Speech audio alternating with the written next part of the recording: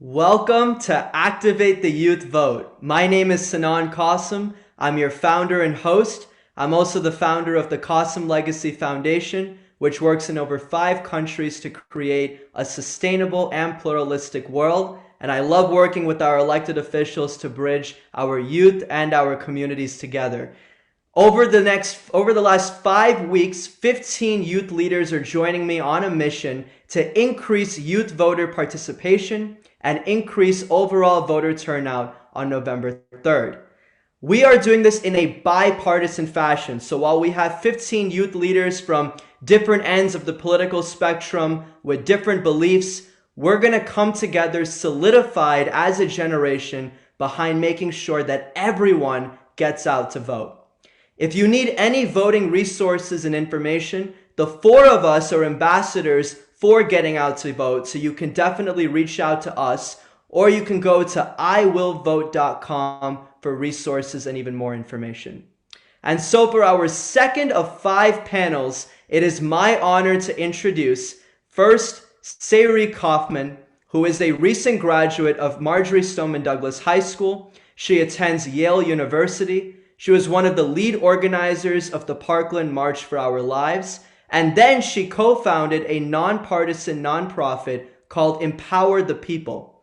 She's also on the Students Demand Action National Advisory Board. I can't wait to hear Sari's insight and perspective, and can't thank her enough for being here with us.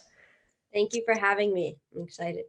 Thank you. And second, we have Gianna Brier, who's not only been a great friend of mine since middle school, but is also a student at Marjory Stoneman Douglas High School, a student activist with Students Demand Action. She traveled to Tallahassee and Washington, D.C. on behalf of March for Our Lives, and she was one of 10 American students chosen to be part of the Global Student Summit with Russian and American students. So I'm excited to hear about that cool experience and also to hear what Gianna has to say. So thanks so much for being with us, Gianna.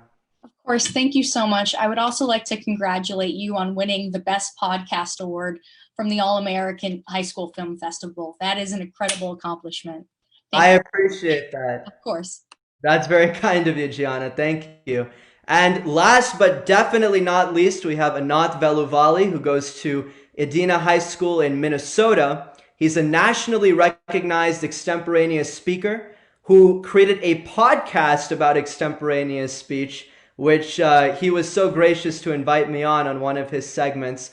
He's also one of the co-founders of Rally, which is a digital platform that connects youth to internships with campaigns around the country. Thank you so much to the three of you for joining me today on this mission to activate the youth vote. I'm really excited to get the conversation going. But before we do, I want to give each of you a chance to go into more specific detail about your civic leadership and advocacy. Sari, would you like to go first? Sure. Well, like I said, I'm excited to be here, especially with the two other amazing panelists.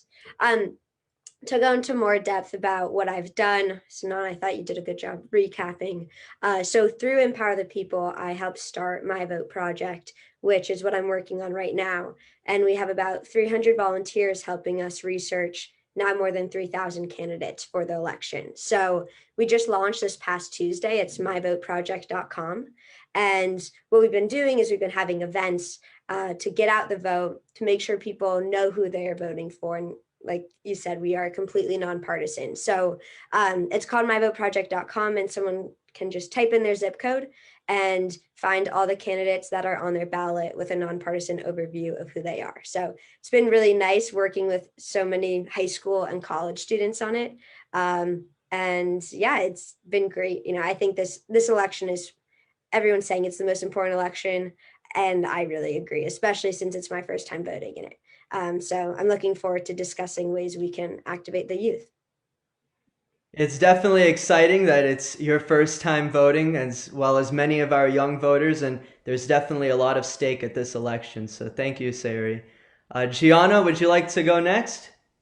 Sure. As Sinan said, I am Gianna Brier. I'm a 16-year-old junior at Marjory Stoneman Douglas High School. And as previously stated, I am a student activist. I actually did travel to Tallahassee to meet with legislators and lobby them about legislation with Sari Kaufman through Students Demand Action, which was an incredible experience and I would love to do again. In addition to that, as previously stated, I was one of the 10 American students to discuss. And as previously stated, I am a student activist. I actually did travel to Tallahassee to meet with legislators and lobby them about legislation with Sari Kaufman through Students Demand Action, which was an incredible experience and I would love to do again. In addition to that, as previously stated, I was one of the 10 American students to discuss foreign American relations, which was discussing nuclear disarmament. And I think as today, it was just a group of students, both Russian and American, coming together in a nonpartisan conversation and just discussing how our countries and the world is affected by our relation. And I think what we're doing today is incredibly important, and that is another step that we need to take. Thank you for having me. Thank you, Gianna. And Ananth, would you like to give us a little bit more of an introduction on yourself as well? Yeah, well, first off, thanks, Sinan. Honestly, you've been doing such amazing work these past few months and even before that with all of your advocacy. So I guess keep it up. Just going more in depth about Rally. So the internship matching thing, right, as summer came to a conclusion, so did our matching process, right? A lot of people are going back to school. And so we thought that the next logical pivot for us would be offering different consultancy services to local campaigns. So we manage a few city council campaigns. We advise a few others, even one person running for Hennepin County Commissioner, which is pretty cool. And we also offer social media management services, website design, search engine optimization, and then obviously the volunteer thing.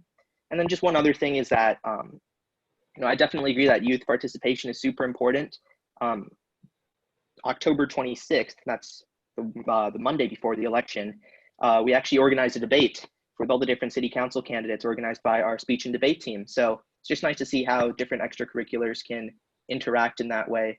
And I guess just have people participate even if they can't vote. That is truly intriguing and exciting, Ananth, and I can't thank the three of you enough for being here with me today to energize and excite all of our voters to get out the vote. As each of you mentioned, there is just so much at stake. So without further ado, today's format is not an interview, it's a conversation. So I'm not going to ask one of you a question and then move on to the next. I will be directing one question at one of the panelists. These are questions that were submitted to us by many of our youth audience and viewers.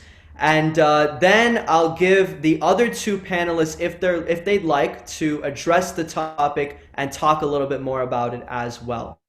So the first question is for Sari. Sari, do you and your family have a plan to vote? And how are you encouraging others to get out the vote? Yes, well, it's super important to have a plan to vote. And I've been encouraging my family this whole time to have a plan. So luckily, yes, my parents came to visit me up here at Yale last weekend. So I had them bring my mail-in ballot and I filled it out using myvoteproject.com. So definitely encourage you to use that as well. And we were discussing how are we going to vote, especially during this time. It's so difficult with the coronavirus. Do you vote early? Do you go in person? Is that safe enough? So we decided to do mail-in ballots, and then my parents are going to drop it off for me back home in Florida. So I think having a plan, especially is important any year, but in this election, it's even an extra step that's sometimes difficult because you have to think through, okay, how can I be the safest in this election, but still use my right and voice to vote. So. That's true. It's not only important to have a plan to vote, but make sure that we follow through with that plan. And that's something that Sari, like you mentioned, you were able to do. So make sure, all of our viewers, that you have a plan to vote, your family has a plan to vote, and there are definitely so many resources to make sure you do, just like Sari's My Voter Project and so many others. The next question is for Gianna. Gianna, tell us a moment in which you realized the importance of voting and civic engagement. Thank you, Sinan. The moment I realized how important it was to really understand how our involvement as young people was really through just city elections. Recently, I've understood that more so as a teenager through the city commission race. But even when I was younger, I've always been involved with the city because my parents have been involved through just coming to commission events and even small things like the school board and realizing that they can change our curriculum in the matter of a second. Not exactly, but you get my point. But I think it's kind of crazy to the extent that we have such an incredible power as young people. Though I don't unfortunately have the ability to vote because I'm 16, I think through having panels like this on Facebook Live and going through social media platforms really engages with the youth audience that is on there constantly, which is frankly an addiction. But it is positive in which we are doing this today.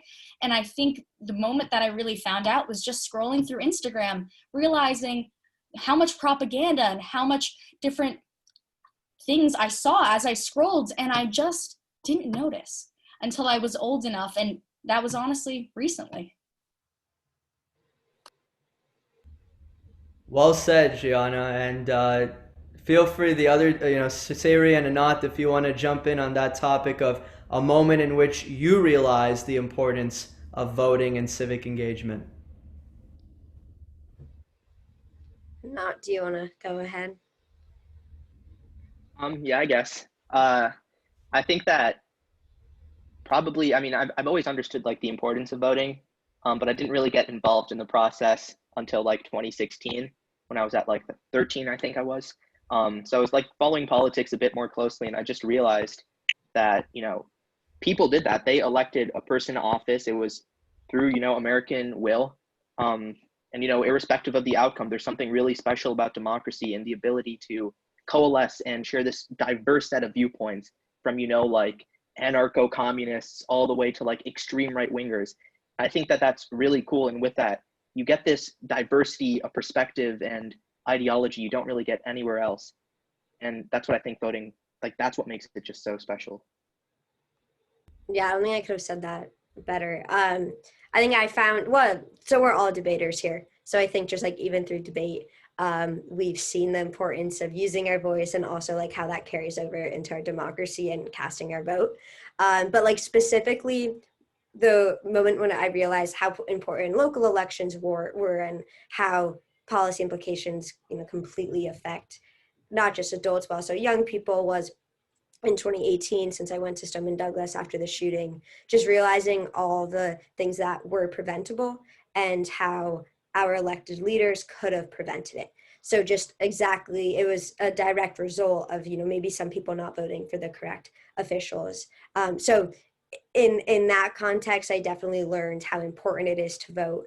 And also just like in the past couple of years, seeing how youth do have an impact if they use their voice correctly, so. Those are great points, Sari, and I can tell you that I know Gianna, yourself, and I are all in the Parkland area, and that hit way too close to home and is definitely adding on to more of the reasons why there's more at stake in these elections. And that segues perfectly into the next topic because, like we've mentioned, there are so many motivating factors to get involved this time around. So Ananth, the next question is to you. What are the top 3 issues that are important to you in making sure that you're civically engaged and maybe voting as well? I mean, obviously climate change. I think we're facing an existential climate catastrophe. On a year-to-year basis, our temperatures are rising like we've never seen. We're seeing more wildfires in California, more hurricanes. They've literally gone through the entire list of names. Now they have to use Greek alphabets for hurricanes. And I think that's absolutely insane. Irrespective of your partisan position, there can be a way where we can combine the free market and government intervention to make sure that we have a common sense solution. And, we don't have hundreds of millions of climate refugees and unneeded conflicts that just rain down on Earth. That's definitely a big issue to me. The second is, accessibility to voting rights. There is a sustained effort to disenfranchise the vote that's going on right now. Even in Florida, for example, right, what was it, ballot number 3, that initiative about felons having the right to vote and that entire legal mess there. So there's definitely an impetus there to make sure that everyone has an equal access to the vote and making sure that the people who are elected in office are elected through procedure, through popular will, rather than implementing like procedural barriers.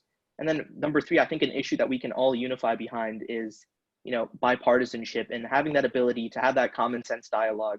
Because if we don't listen to the other side, if we keep pushing, far to the left and far to the right, really then, so many Americans will not feel represented. And that, again, risks like even descending us down into civil war or these crazy conflicts that we've already begun to see happen. And so that's just another worrying issue to me. And I think we need to have more civil and respectful discourse.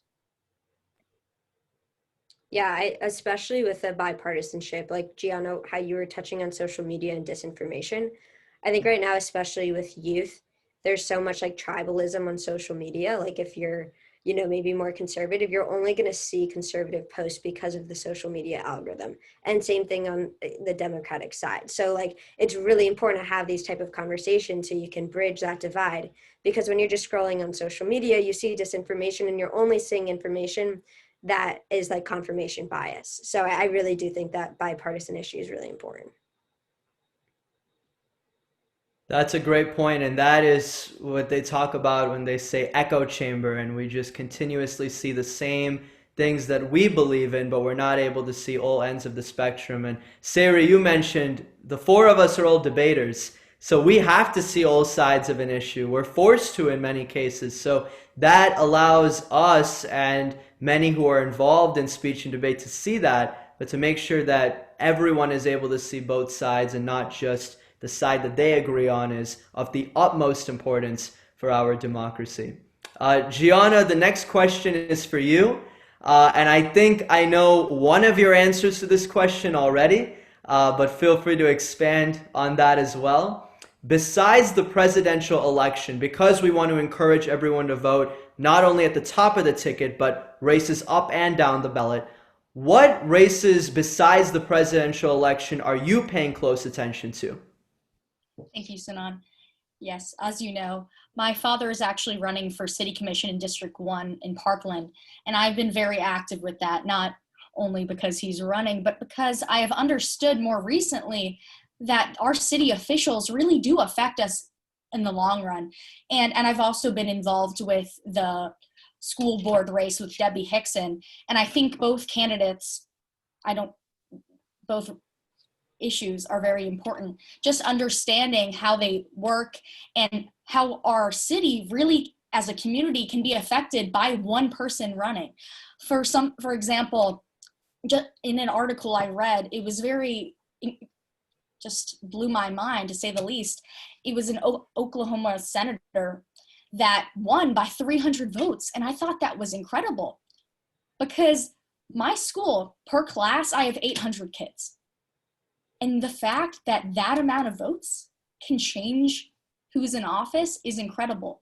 Because as Sari stated, when there's situations and tragedies in cities where maybe if someone was in office or someone wasn't in office, something could have changed.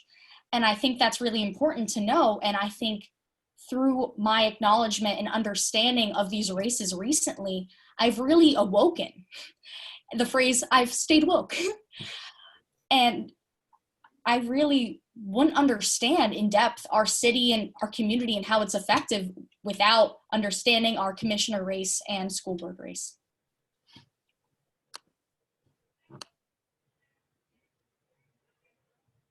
Ananth, I really want to hear your perspective on this because you come from a different side of the country. So, the three of us are in Florida, but you're in Minnesota. So is there any races you're paying attention to?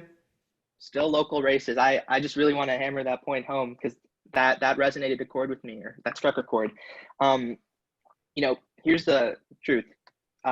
7 times more old people vote in local elections than young people under the age of 30 versus people over the age of 65.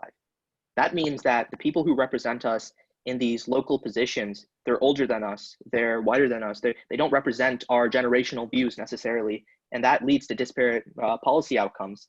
And, it may seem like this very abstract thing, but, local politics is really important. When it comes to the funding of education, for example, when it comes to a really relevant topic right now, the funding of police forces, when it comes to things like climate policy and the development of affordable housing, all of that happens on the local level, right? There's a reason why Thomas Jefferson called states the laboratories of democracy, And that's because so much change in the United States happens from the ground up. And so, yes, this presidential election matters. Yes, these United States House of Representatives elections matter. Yes, this US Senate race matters. But also, these local races matter so much. And you have the ability to change local politics for the better. So vote down the ballot. Make sure you know who you're voting for, what they stand for, and participate in local democracy. It's really important. Yeah, and just again, like I think that point is probably the most important, just because so many times, especially in this election, when we have a huge contested presidential race, we turn on the news, we see it every single day. I don't think anyone needs to tell you the importance of a presidential race. But when you talk about state attorney, when you talk about sheriff, especially when you see these protests that have been going on in our country, and people ask, like, how can we fix some of the issues that these protests are bringing up? State attorney is an elected position in many states, and that's a perfect way, if you elect the correct one, a way to change policy, especially in the local area. So I think if we're able to identify specific local races that matter, and then show the direct impact in someone's life, I think that's a great connection to then show why voting matters.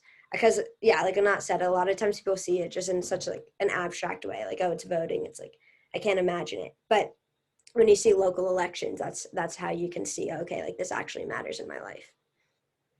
And our local elected officials are the people that we see in the supermarkets and are our local business owners, our local community leaders that we're able to talk to, that are able to get things done that we can't necessarily go to the president, all of us can, and ask the president to do what needs to be done at the local level. So I love that the three of you pushed home the idea of making sure that we have representation on all levels, especially as Gen Z. The next question is for Ananth, and this question is about making sure that we have an informed republic and making sure that our voters are informed as well. So the question is, how can we increase civic education in our schools across the country?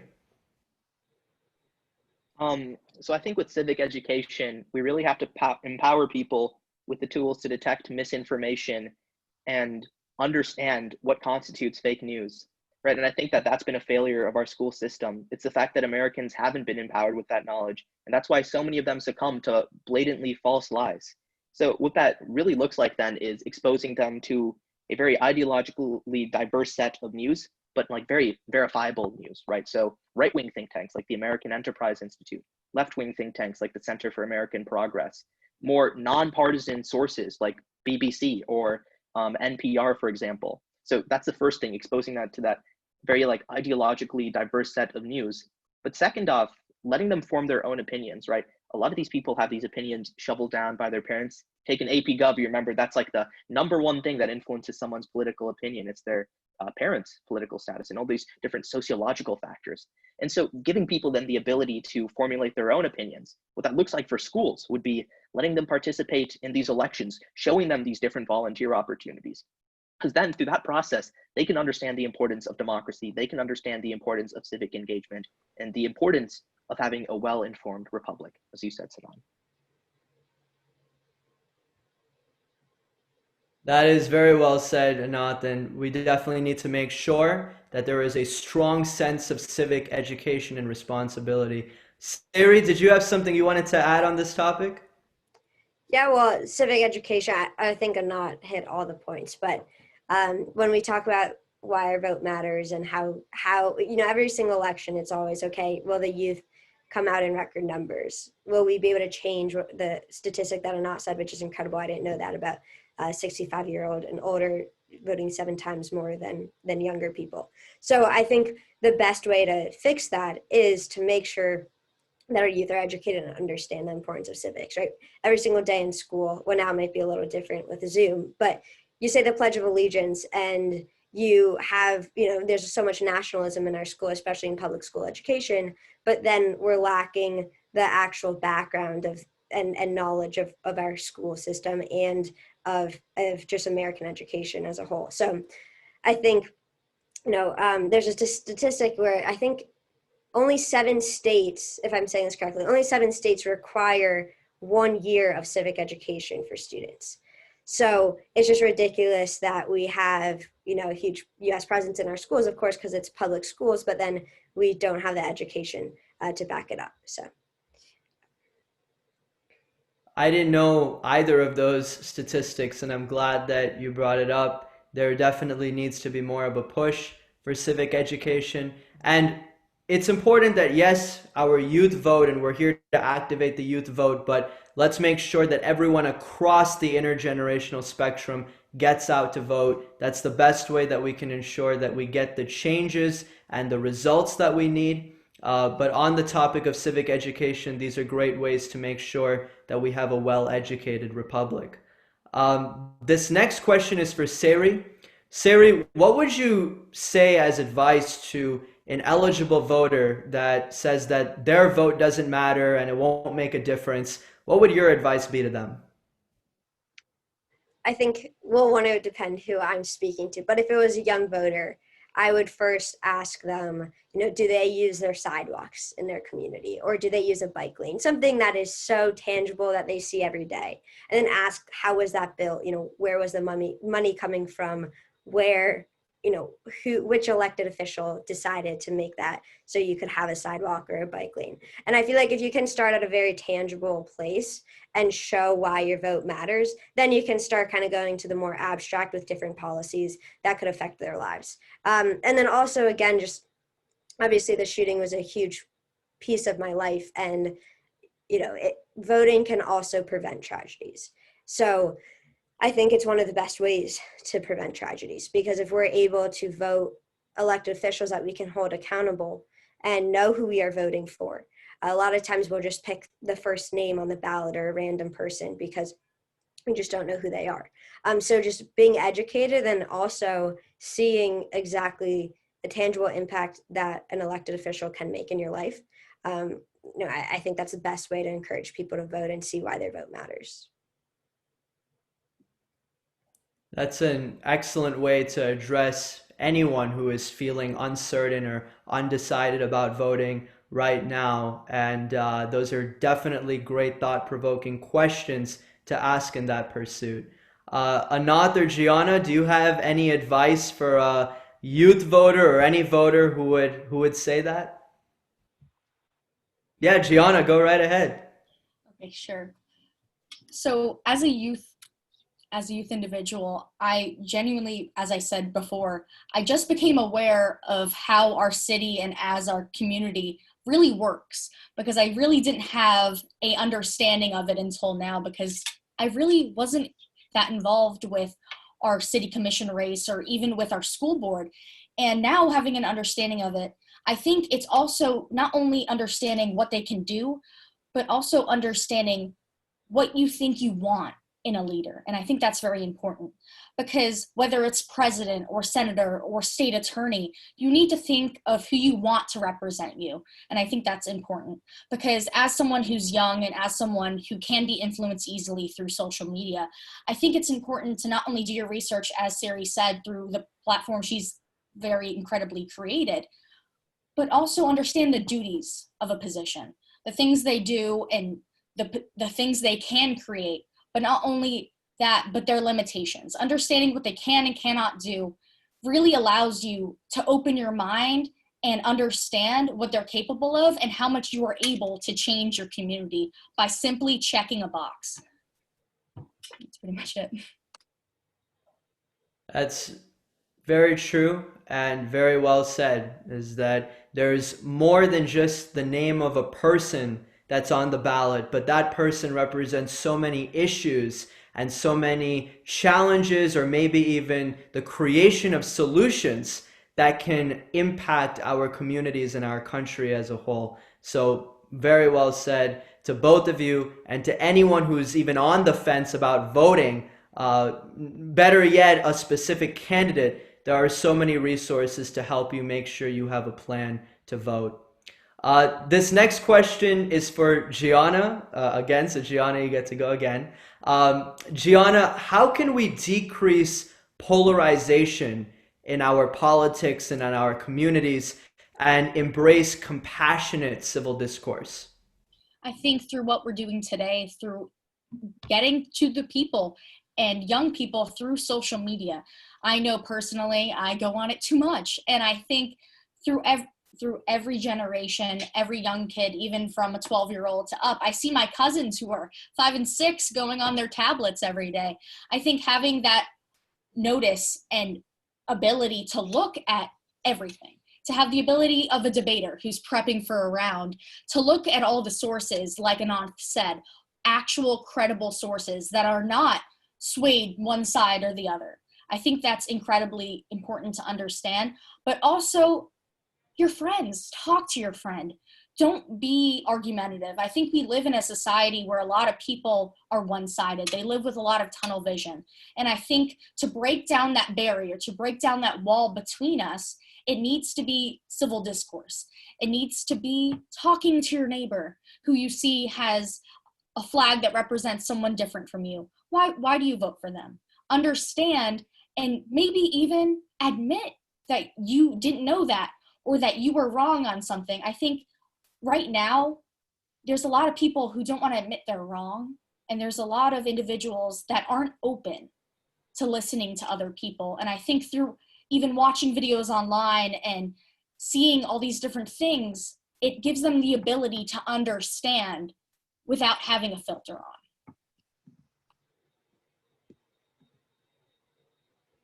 Yeah, that's very well said, Gianna. And there's definitely, with no doubt, we all need to make sure that we're respectful in our civil discourse, because when you identify yourself, the first thing you don't say that the first thing is that you're a Republican or a Democrat or independent or whatever political affiliation you have. That's not the first thing that you would identify yourself as. And so to have compassionate discourse and find common ground, even about things like where you're from or people that you know, is a great way to find common ground and make sure that our civil discourse is compassionate and respectful.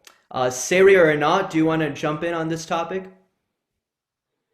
Well, I think something that's important, speaking of social media, I've seen this a lot on my account, and it is a little bit controversial, but some people are posting, if you're voting for Trump, then I'm like, I'm not going to be friends with you and I don't care. And I understand where they're coming from, of course, but at the same time, I definitely, whatever, I understand where they're coming from, but it is important that we do have civil discourse, because hopefully everyone will vote and this won't happen, but there's definitely a possibility that Trump will be here for 4 more years. So people are making that commitment now that they won't speak to someone. This is just going to continue to get more heated and more heated. And really the only way to prevent candidates that are maybe a little more extreme than some people like is going to be able to have that civil discourse. Because if we continue to have this, like Gianna said, tunnel vision, and we can't speak to the other side, then each side is going to do what they want, and we're never going to have that bridge or connection. And, you see other countries and how they transition out of democracies. It's a lot of times because civil discourse stopped from both sides. So, being able to stop that extremism from both sides is when you can communicate and not have to, shut out someone else's opinion because you don't agree with them. I'm just piggybacking off of what Sari and Gianna said. I think that there are 3 things we need to do to better unify. The first is we have to just better understand the other side. I think that there's a reason why we afford so much more civility to local politics. That's because these people are your neighbors, right? You're not gonna say, oh, you're some hick or whatever to your neighbor, right? But as we get to a more nationalized race, it's like, oh, this election isn't my fault. It was that quote unquote redneck in Alabama or that quote unquote liberal elitist in Massachusetts, right? The distance becomes greater, and so does that, disconnect then between you and some other voter. And so seeking to understand the other side and realizing that they may have perfectly valid motives for voting one way or another is going to be really important. The second thing is that we have to vote more. Democracy is at a legitimacy crisis when, only 50% of our population, if that, votes, right? Because we really can't say then we are abiding by the popular will of the people when half the population votes, if that, right? And that opens us up to a lot of misinformation then. People can say that the only reason why this election turned out the way it was because of, undocumented immigrants or, right-wing voter suppression efforts. So we need to have everyone vote. to, preemptively respond to those criticisms. And the third thing is about social media, right? There's so much misinformation on social media. It's up to us to make sure we are not purposefully or accidentally promoting disinformation on our social media platforms, on our Instagram account, on our Twitter accounts, on our Snapchat, right? Goes beyond even just like, oh, if you're a Trump supporter or if you're a Biden supporter, I'm not friends with you. It's the fact that, people are posting blatant lies sometimes and they don't even know that. So you need to make sure then you are posting stuff that you can verify is true. Because there's sometimes cases where people are posting blatant lies about other people or about politicians, mischaracterizing their positions. And when you do that, you're promoting that extremist dialogue and you're pushing the country further apart. And so it's about making sure then you do your research when advocating on social media. And after November 3rd, whoever wins the elections, we're all still going to be here. We're all still going to be standing strong and making sure we do our part to make our communities a better place. And so we have to make sure that we don't burn bridges, before anything even happens. And at the end, we're all united as one country. This next question is actually for Ananth again, so you get to go again. And this question is, how can we ensure that we have a government that's inclusive of all of us, regardless of socioeconomic status or race or gender or any other factor that may come in the way of that? Glad you brought this up, and I know we're all debaters. So the Lincoln Douglas debate topic right now is about compulsory voting. So through that process, I've begun to learn that, our Congress, pretty obviously, isn't representative with the rest of the population. And part of the reason why is because of, either people just not voting out of apathy or a systematic disenfranchisement efforts. And so for us then to really make sure that we have a government that is representative of the people, we need all the people to vote. And so what that's going to mean then is two things. First off, if you have the ability to vote right now and you're not, ask yourself why. Are there legitimate reasons for your inability to participate in the political system? And if the only reason you can think of is that you're apathetic toward the system, when this election will affect hundreds of millions of people in the United States and abroad, you should probably reconsider your priorities. And then the second thing is, if you are someone who doesn't have the ability to vote, because let's be real, there are people like felons who don't have the ability to vote, and there are other people, who are working jobs, they don't have the ability to cast a ballot on November 3rd. If you have the privilege, then vote, then advocate for those people who don't have that privilege. Make sure that they get that ability. And B, understand that there are other ways you can make sure your voice is heard beyond voting. Protesting, for example, the civil rights movement, a lot of it came from protesting and engagement in the judicial system of the United States. And so find out those other ways that you can participate in democracy without necessarily having to vote if you aren't presented with that ability. That's a great point. And, I know that the three of you have been incredible in your activism. I know I'm not able to vote yet. I'm only 16, but I want to do everything that I can to make sure that everyone gets out to vote so we can have equal representation. Sari or Gianna, do you want to jump in on this topic as well?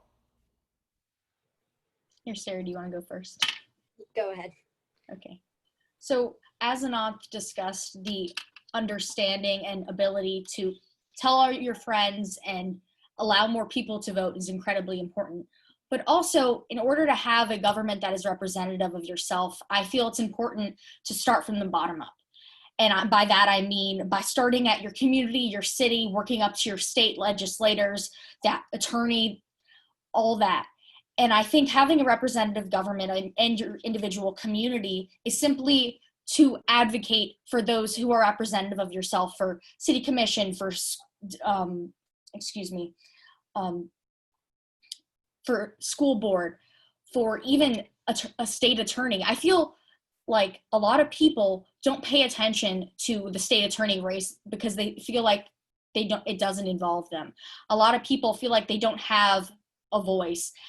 And through platforms like this, we can understand that, yes, we do, but also advocating for people who represent you, who are good people, who you think would be good leaders, and advocate for the things you would like instead of lobbying them, instead of as we've seen in the past through history classes where there's been things passed under the table, having a civil discourse of what's better for our community, what can we do to better our streets, what can we do to help our school, and even changing the curriculum, like Ananth discussed in that question about having a better discussion and understanding of our law system and politics. We can include that in the civics classes. We can include that in our curriculum, and having that discussion and ability to vote for people that will do the things you want them to do and are interested in that. Because a lot of people make empty promises, but it's the people that say it before they run, the people that you know that are your neighbor, that are like, you know what would better our city? This. And when you agree with that, encourage people to run. Encourage people that have the same ideals as you and same goals for the city to represent you.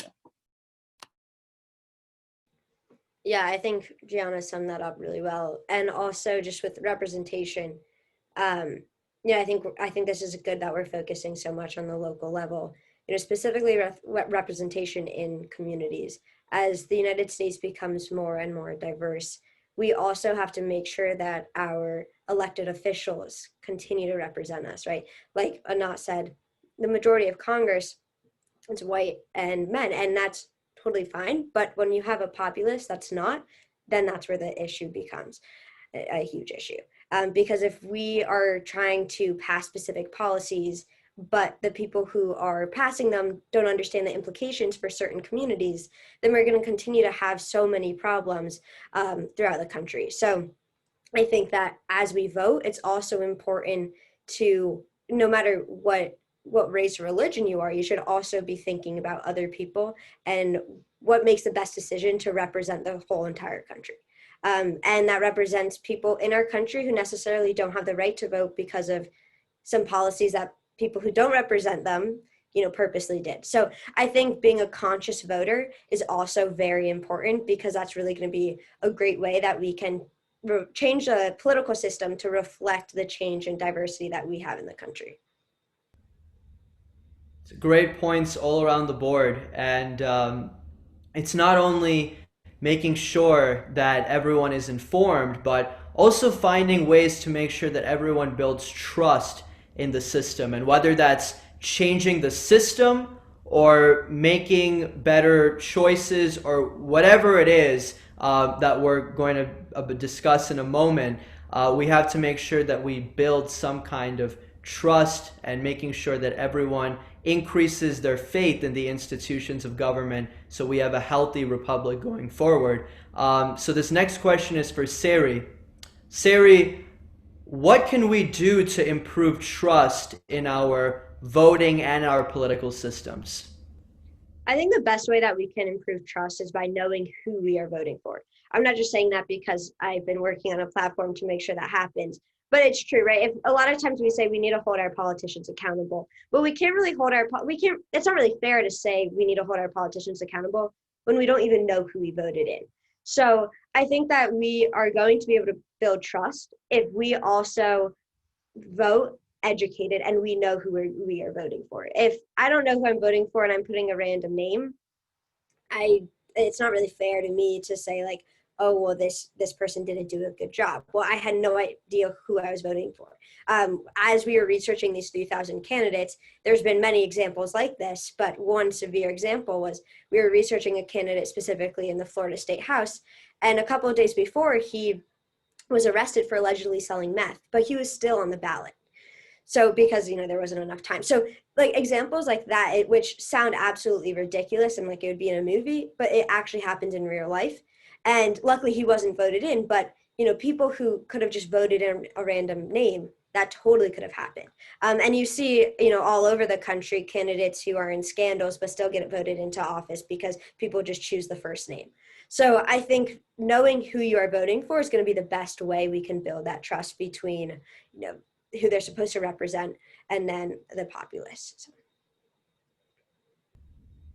It's very well put, and I'll also just add for a moment on that topic is that in making sure that we are educated on our choices, you're absolutely right in the fact that we can't say that we're going to hold everyone accountable when we're not even holding ourselves accountable to making the right choice for our own future. So Ananth, I know you all have something to add on this topic as well. Yeah, just like there's this like incumbent advantage, right, where you vote for the person who's already in office. So just like building off of what's already been mentioned, I think that you should also be like especially cognizant of not voting for someone just because they're the incumbent, and that especially applies to primaries, right, where there are some people who may challenge the incumbent, making sure that you read up on the policies for that. And the other thing too is just building off of what Sari was talking about, corruption really doesn't, unfortunately, affect politicians' chances too much. 538, they had this great article about that a few years ago. I think the number is, it's crazy. I think it's less than 20% of politicians embroiled in some sort of corruption scandal. Only like 20% actually face the repercussions from that and get voted out by the voters. The rest just continue on unperturbed. And I think that that's probably very troubling to many people, myself included. Absolutely. And that is a great point that both of you mentioned that I don't think everyone is as aware of. So to bridge awareness on that, and Sari, I know with what you're doing with your platform and finding those areas that we can improve trust in our system is the best way we can move forward as a country. As we're approaching towards the end of our program, I just want to give each of you a chance to address a few things. One of those is, I know that many of our youth and our audience wants to know more about you and your work in advocacy. So what's next? Ananth, you have Rally and the great platform you've built. Sari, the Voter Project. Gianna, the great work that you're doing for our community and as an advocate for many of the organizations. So what's the next step? Whether it's now or after November 3rd, what are you going to be working on, and how can we help you and support you in your mission? Gianna, if you'd like to go first. Sure. So regardless of who wins the city commission race, now that I'm aware of all that's important, I would love to get involved and go to the city commission, go to the chamber and discuss issues I think are important to me. Recently, as you brought up the global summit with Russian and American students, I thought that nuclear disarmament was very important and very sad issue isn't brought up in school at all, even in history classes, which I found astonishing. And so I'm going to lobby for that to be pushed onto our school curriculum, because I feel like that is a crucial part for understanding, because I feel like as a student and as a young adult, I don't have the ability to be aware of many things if it weren't for debate. And I think that's unfortunate, because a lot of my counterparts and students and even friends aren't in debate and don't have the ability or acknowledgement to see the things I see. So through that, I will be lobbying. And on November 3rd, you will see me at the polls with a sign and, of course, a mask, being social distanced. I plan to do that, hopefully through involvement with Students Demand Action and Sari's help. I will be active in lobbying legislators again. Well said, well said. And Gianna, we are all here to support you, and I know that there are many who are behind each of you, and we want to continue to grow that because you're leading us forward and our generation forward. So that's of the utmost importance. Sari, would you like to go next? Sure. Well, this has been a great panel. I think that voting is so important, especially even the way school is for all of us and how our lives changed because of the pandemic. Just another reason why it's important. So our audience, as you go into the next few months, make sure you have a plan to vote. And for me personally, I am going to continue with myvoteproject.com. Just a plug for My Vote. If you haven't been on the site already, it's really easy. You just type in your zip code and then research on the candidates populate. So definitely use that as you're filling out the ballot so we can hold our politicians accountable and make sure we know who we are voting for. And I'm going to continue working on that because just like we've been saying, local elections matter. So even though the huge general election will be over in 2020 on November 3rd, there's going to be special elections and local elections throughout the next 2-4 years. So I'll be working on those elections, making sure people continue to be educated, and also just figure out my college life and figure out what I'm going to do next and what I should study in college. So I'm excited for what's next. And yeah, thank you again for having us on the panel. Thank you, Sari. And Ananth, what's next for you? Well, so with Rally, we have to, wrap up these races with these candidates. So it'll just be a race to the finish line until November 3rd. Hope a few of these campaigns win. And then after that, we hope to write up some, policy consultation agreements and maybe consult them on different policies and help pass the legislation we want to see enacted in our city and different cities across the Twin Cities. In terms of the viewers of the audience, two things. Number one, wear a mask, please. Social distance. COVID-19, the statewide cases have increased in 33 out of 50 states, I believe. That's insane, and that should not be happening months into the pandemic. So make sure you social distance, you stay safe, you stay healthy. And number two, as everyone's talking about, vote. If you're under the age of 18, find different ways to participate in democracy. Volunteer for a campaign you really, you're a firm believer in. Get other people to register to vote who maybe are over the age of 18. Use your freedom of assembly and the freedom of protest, if there's like an issue that you're particularly passionate about. And during this quarantine, when everyone's cooped up at their home or their dorm, make sure that, try to see if you can start any cool projects, right? This is the perfect opportunity to do that. Can't really go outside too much or hang out with friends. So this is the greatest opportunity you'll probably get just to start something cool. And maybe that's not related to politics, but just pursue your passion during this time. Great. I can't thank the three of you enough for sharing on what you've been working on and how we can support you. And now the million-dollar question in our push to energize and excite voters up and down the ballot.